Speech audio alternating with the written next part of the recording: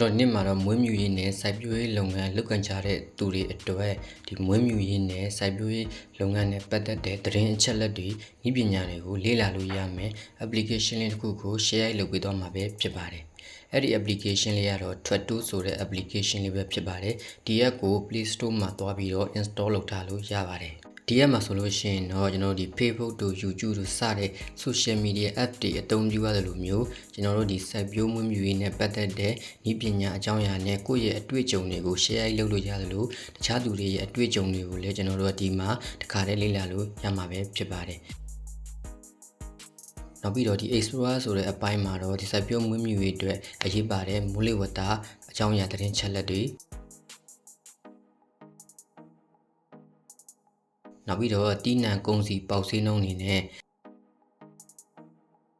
စိုက်ပျိုးမွေးမြူရေးဤပညာတွေကို session လေးတွေ live တနေရာထဲမှာလေ့လာလို့ရမှာပဲဖြစ်ပါတယ်ဒါဆိုရင်တော့ဒီ application လေးကစိုက်ပျိုးမွေးမြူရေးလုပ်ငန်းလုပ်ကိုင်တဲ့သူတွေအတွက်အထောက်အကူဖြစ်ပြီးတော့အသုံးဝင်မယ်လို့ထင်ပါတယ်